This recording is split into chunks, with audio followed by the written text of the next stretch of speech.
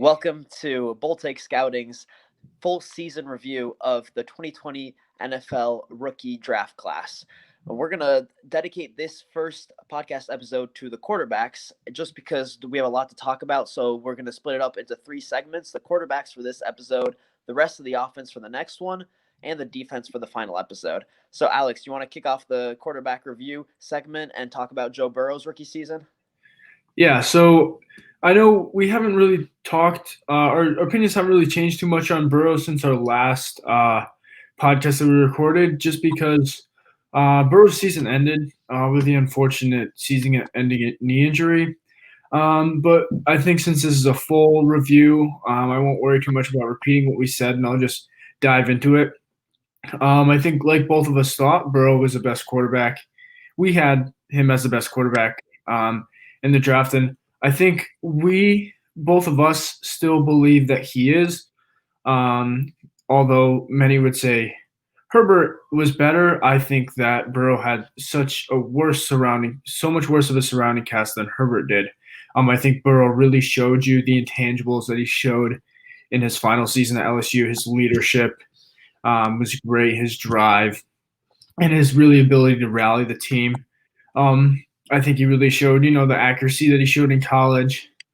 And I think, he's limited athletically, but it didn't really bother him too much because he has a great sense of pressure, and he knows, he can escape the pocket enough. So what do you have to say about Burrow's rookie season?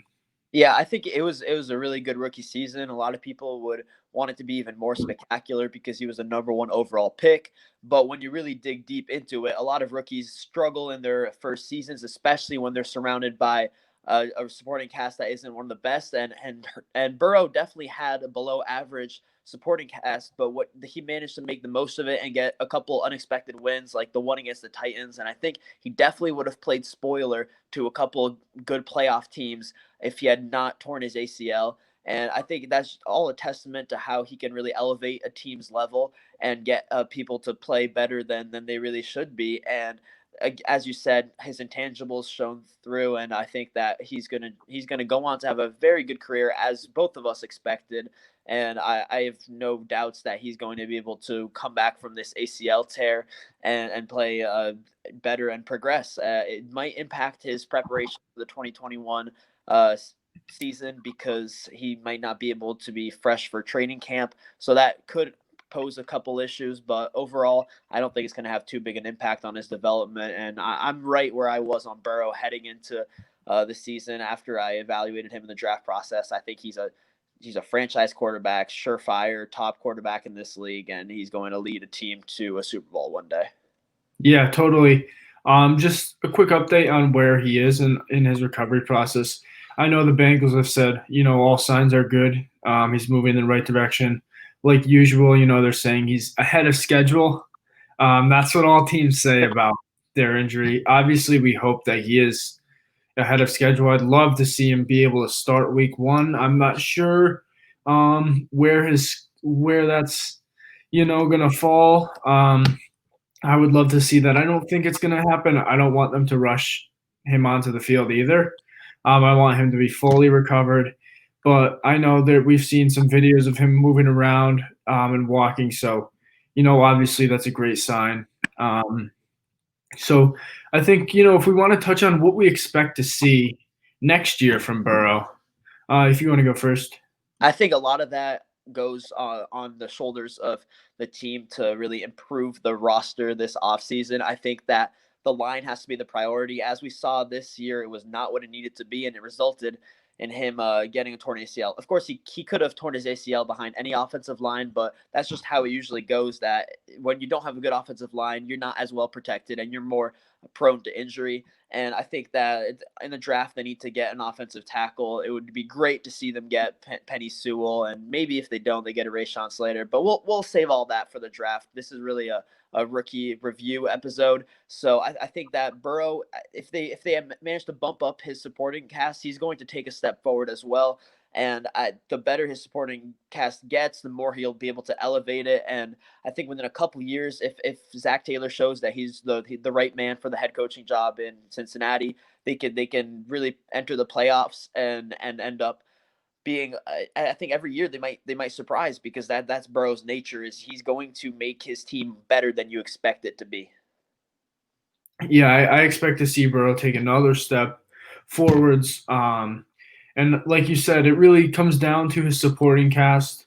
I think everyone around the league hopes and expects the Bengals to go offensive line in the draft and really beef up that line. That was probably one of the worst in the league last year. And I think that will just make Burrow look so much better. He won't be scrambling for his life.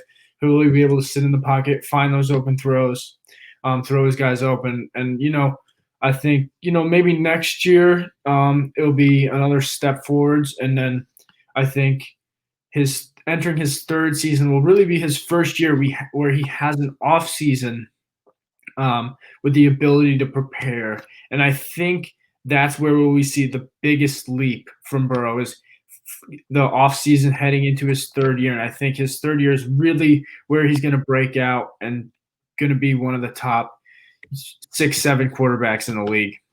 Yeah, I totally agree. I think that you're right. It's a big emphasis on the fact that this offseason wasn't normal. The next one won't be either because of his ACL tear. And I think next year I expect him to make the Bengals more competitive. Probably not to make the playoffs, but I think they'll be more competitive. And then I think that entering his third year, he'll have the full preparation. And I think then he can actually make the playoffs with the Bengals if they keep improving the supporting cast. And then he can go and really prove himself as a top franchise quarterback in this league. All right, if we want to move on to the second quarterback taken in the draft. So if we want to move on to Tua now, and he's kind of been, a mixed bag. He's had some good games. He's had some bad games. He's had some games where he's got pulled at the end. That's really, confused me a little bit. What do you think about Tua's rookie season?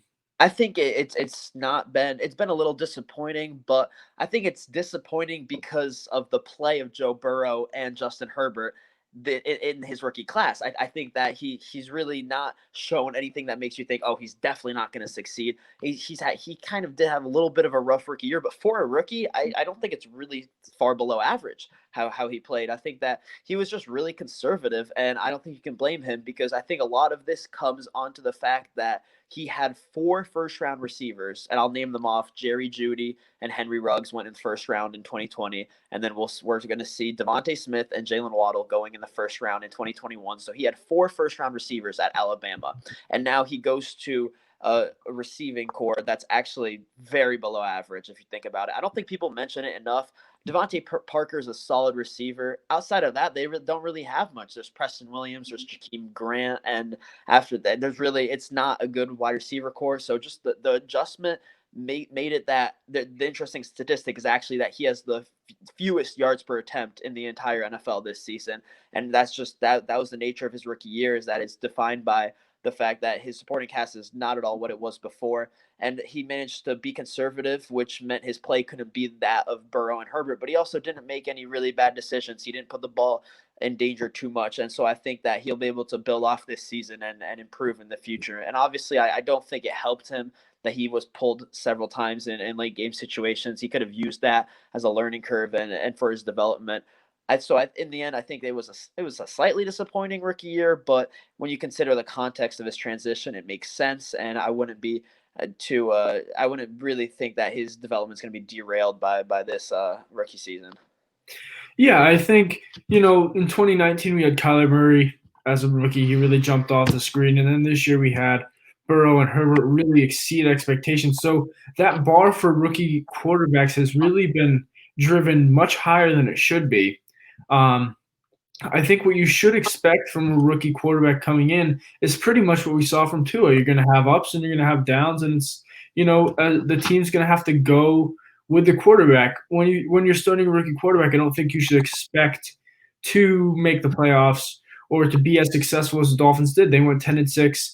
They were basically a game out of the playoffs, and I think because of how talented their defense was.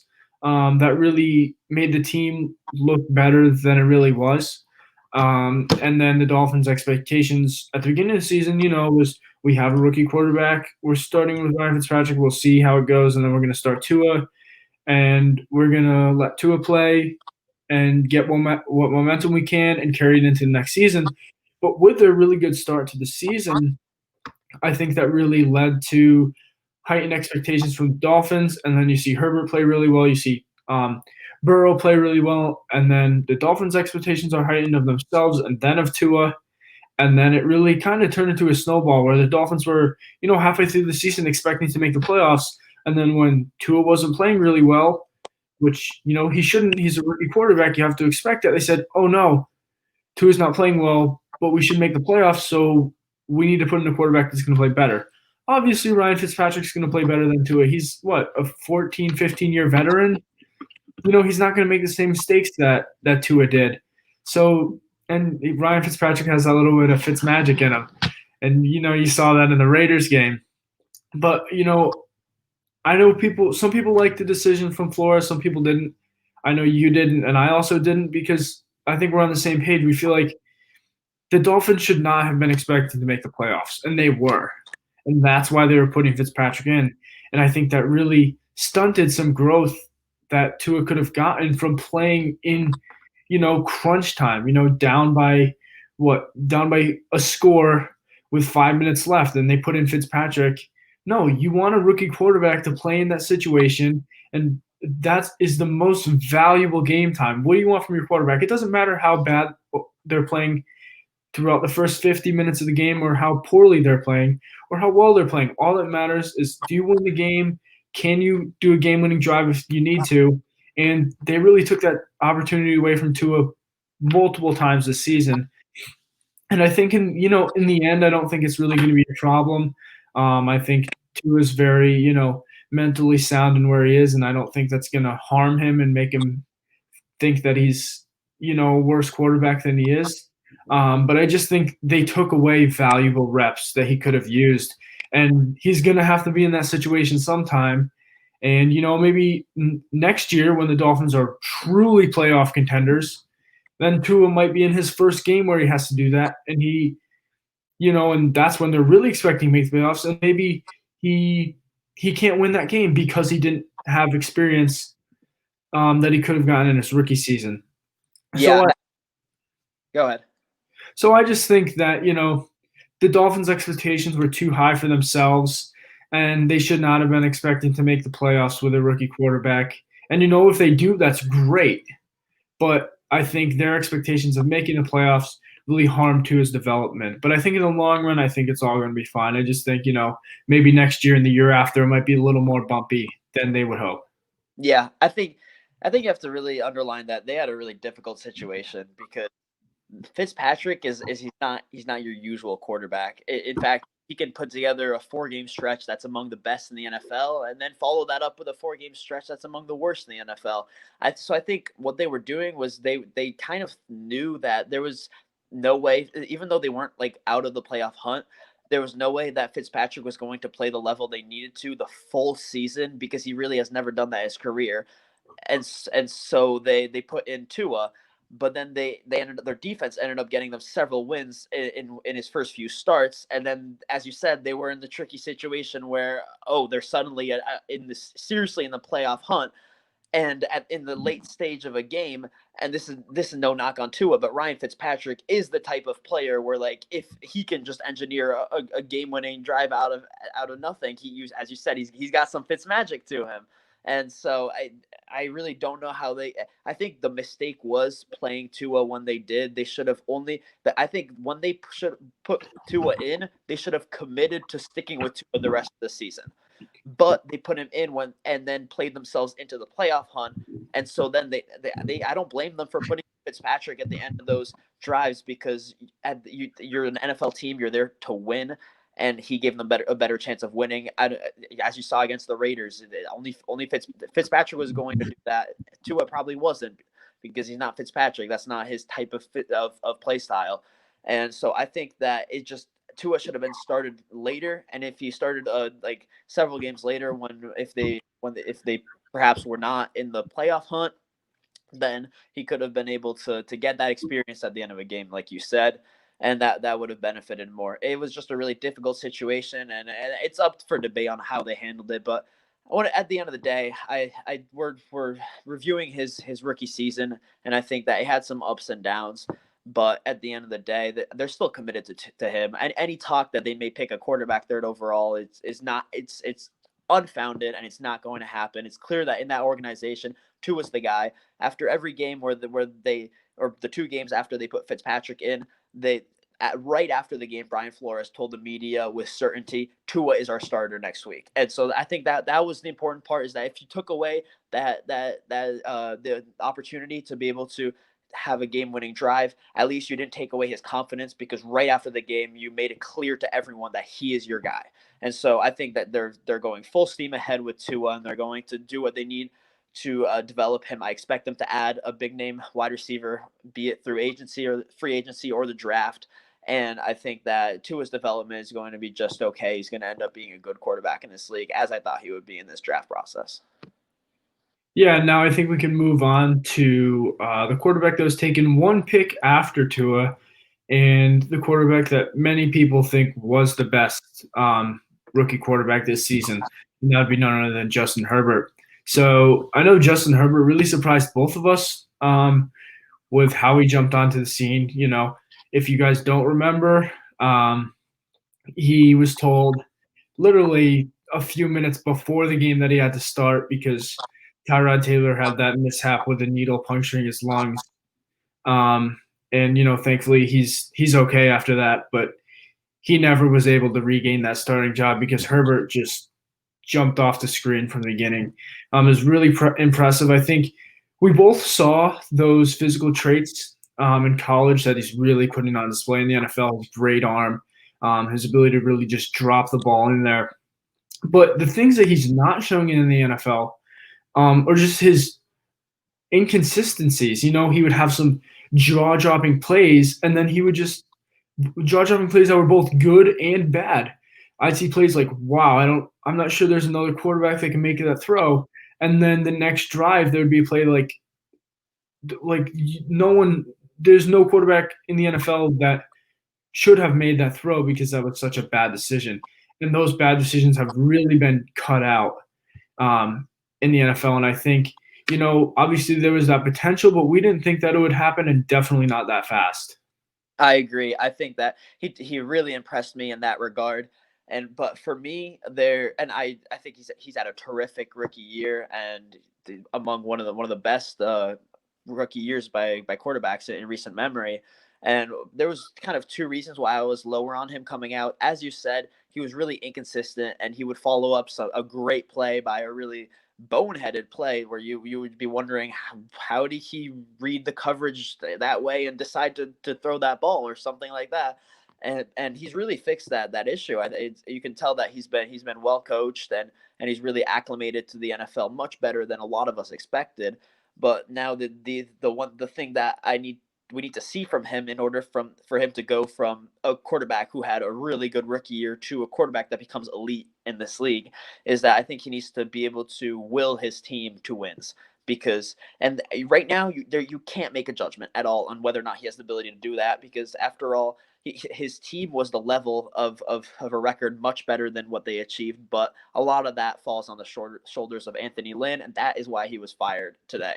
So I want to see if Herbert is able to do that, because we mentioned this in an earlier podcast episode. But Burrow was winning games with Cincinnati that he shouldn't have been winning, and Herbert was losing games with Los Angeles that he should have been winning. And this is a little worrying to me, because I remember in college a lot of people were talking about him as someone who's more of a quiet guy. He leads by example instead of rallying his team around him and willing them to a win. And you didn't see Oregon overperform many times, as they should have with a quarterback of his caliber. So he has not ceased to surprise me in a positive manner. So maybe it's in him, but I think that's just something that people aren't mentioning enough, because yes, he's had a great rookie year, but that was an issue coming out, that while he has fixed his big inconsistencies, we still need to see if he can take that next step. And I think that's what's going to decide whether or not he can fulfill his potential of being an elite NFL quarterback. Yeah, I think, with what you mentioned, it kind of reminds me of Matthew Stafford a little bit. Stafford, similar to Herbert, has a great arm, but he's a really quiet guy. You hear that some people say that it doesn't seem like Stafford wants to be a leader. And I'm not saying that Herbert doesn't want to be a leader. I'm not saying that Stafford doesn't want to be a leader either. He's a quarterback of a professional football team. Obviously, he wants to be a leader. It's just maybe not the leader that most NFL teams need. Stafford's very quiet, and like Herbert, he's very quiet. So that comparison kind of just came to me where they have great talent, but maybe the top high end leadership qualities aren't really there, and you can kind of see where that might limit an extremely talented quarterback a little bit because yeah, sure, they're winning games they're supposed to win, but not winning anything else.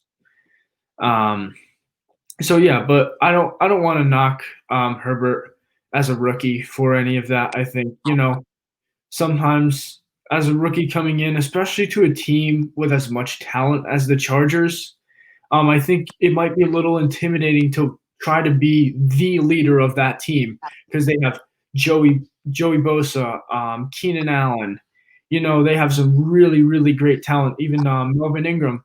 So I think, those guys were probably the leaders of the locker room when Herbert came in, and Herbert has to maybe mature a little bit in that locker room before he can be the leader of that team. But I don't want to knock him and say that he can't. So we'll just have to see what happens in Herbert's future. Yeah, I just want to say that I think the Stafford comparison is good because this is no knock on Matthew Stafford. He's a good NFL quarterback, but I think that people are expecting Herbert to really ascend to an elite level, and I think that if he doesn't develop the leadership qualities that we're expecting from him, and that we're afraid that he might not, given his quiet past in terms of being a leader at Oregon. Then he could end up with a Matthew Stafford-like career, and that's not a bad career. And Matthew Stafford's a good quarterback, but it's a career in which you play at a good, not great level, and your team never really goes really far. And I think that would be a disappointment for Herbert's future outlook, given how well he's played this year and what we expect of him. So I think that right now we're really going to find out, is he going to be a Matthew Stafford type quarterback, or is he going to be able to develop the will to bring his team into winning a game that they really shouldn't, and on a consistent basis, and that would make him an elite quarterback. So, as you said, he's a rookie. He probably shouldn't be expected to be the instant leader in that locker room. It's just something that he needs to develop in order to fulfill the expectations that he has now set for himself after having such a good rookie year. All right, and now I think it's time to move on to another quarterback that surprises a little bit. In the fifth quarterback taken in the draft, Jalen Hurts. Yeah, so I think Jalen Hurts has really been impressive because coming out, I don't think either of us saw a really natural thrower. We saw somebody that had all the athletic ability, and he was a really good dual threat and still is really good runner. And you got to watch out for his legs and take that out when you're defending him. But we saw somebody who didn't really have much anticipation. He didn't really throw with much touch or timing, but he had some baseline accuracy, and so there was hope that he would build on it. But we saw him more as a third round quarterback, because when you're not a natural thrower, you any higher is kind of a lot of a leap of faith. But he took advantage of a situation in which Carson Wentz was not playing up to expectations, and he ended up he's not been a world beater, but he's been promising. It's everything's still out to see in his subsequent years in this league, but he's definitely has improved since last year. That is certain. He's throwing with more anticipation and touch and timing, and now we have to see if he can continue that development into a good NFL quarterback. But it's really I think he's an intriguing player, and I'm excited to see how he develops in this league. Oh, totally. I'm really excited to see how he develops as well. I think you really hit the nail on the head with what we thought about him coming out. He clearly had some great athleticism, but he, like you said, he wasn't a natural thrower. There was some anticipation, but not enough to really be able to project that to the next level. And the two offenses that he played in college, he played at Alabama, and then he played at Oklahoma with Lincoln Riley. So he played with elite NFL talent at Alabama, and then he played in one of the best systems in college football at Oklahoma. So, without those elite traits for a quarterback, it was kind of hard to project where he would be, because it was, oh, is he a product of all the talent around him, or is he a product of the system at Oklahoma? Because he's not showing these elite accuracy, elite anticipation. So it was a little hard to project where we thought he would be. And it seemed like we were a little off. I think, by the way he's been playing, I still wouldn't say that he's a first round talent, but definitely a second round talent, and definitely not a third round talent. And I think, we've been talking about this earlier, about where we've missed on quarterbacks over the years.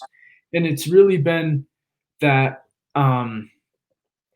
we've been looking at the things that, they have right now, and we really haven't been taking their potential into account as much as we should have, because we've been afraid to project and say, well, they have this potential, but we don't think they're going to make it there. And now with all the different kinds of offenses, all the different offensive minds coming into the NFL, and just coaches being willing to say, okay, this is what you're good at, this is what we're going to make you do.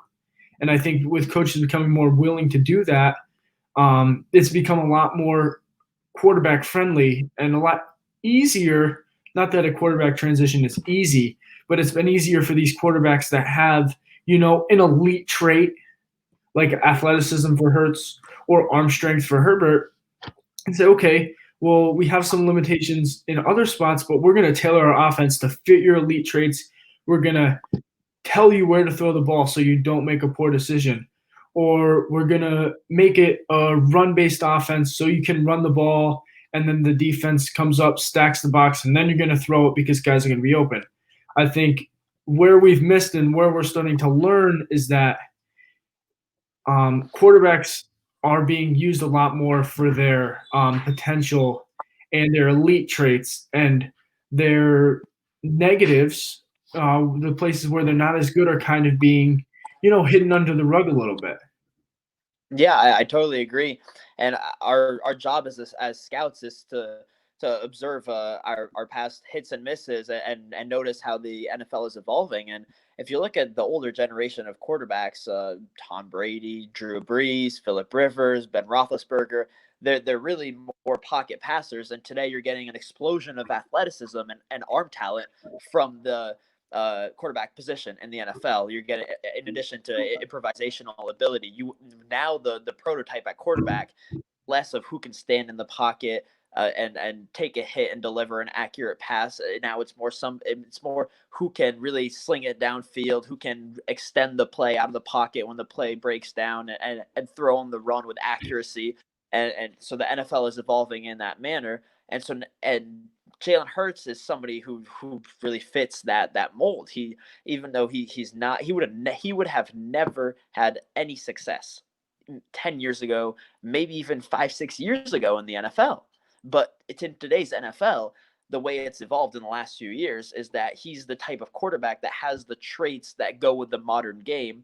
And so you want to cultivate the rest and develop him, because he really could become a good quarterback in this league. I still think he does have a steep learning curve, because he did come into the NFL as really an unnatural thrower with a lot of development to do in that regard. And I think that maybe he'll get there, maybe he won't, and that's why it's really an interesting case, because he's really part of that new breed of quarterback where we're really interested to see how he fares in the modern game.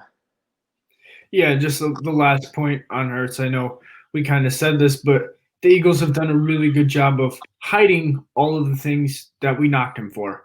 We haven't really seen improvement. I think we've seen that what he does well get amplified, and what he doesn't do well get hidden. And I think, coaches are becoming more willing to do that, and I think that almost is going to boost most quarterbacks' grades because all of a sudden we can say, "Oh, look at all these positives they have." Yeah, this is a negative, but this is going to get hidden once they go to an NFL offense. So we don't really have to worry about that. And coaches are grooming quarterbacks now so well that there's a lot of negatives that we can say, you know what, this is going to get coached out of them. This is going to get groomed out of them. Poor decision making. With a good quarterback coach, they can teach them, why are you making this bad decision? This is how you don't make it. If you look at somebody like Josh Allen, I know we're getting a little bit off topic, but he's a perfect example of, his accuracy was all over the place. His decision making was all over the place. Over the past few years, it's been groomed out of him. So I think that's something to look forward to look at as we move forward in the scouting world. Yeah, I totally agree. And to really wrap this up and bring in the focus back on this quarterback class that we're reviewing, it's definitely a quarterback class with a lot of potential. And so just to wrap up, the only other quarterbacks that got any playing time this year were Jake Luton for the Jaguars and Ben DiNucci for the Cowboys. They didn't perform well. They were day 3 picks, and they were really forced, unfortunately, into situations where they shouldn't have been playing their rookie year, but injuries and poor play led them to that. So to wrap up, with Joe Burrow and Justin Herbert really showing that they're franchise quarterbacks, and Tua and Hurts that having the ability to become franchise quarterbacks, and then we still have Jordan Love, who is going to sit a long time behind Aaron Rodgers because Rodgers does not intend to give up that starting job anytime soon. And on a little side note, people completely bash the Packers for picking Love. But I think part of why we're seeing an MVP season from Aaron Rodgers is because he was so upset that the Packers had the audacity to go pick Love. So there's probably another way to do it, and they could have given him a good wide receiver, which would have had a better effect. But that is one positive that we got to keep in mind. So yeah, it's a very intriguing quarterback class, and I'm excited to see how they develop in the coming years, starting next year. Oh, definitely. And that will wrap up part 1 of 3 of our NFL 2020 season rookie review. Thanks for watching. Thanks for listening. And we'll be back with the offensive review next.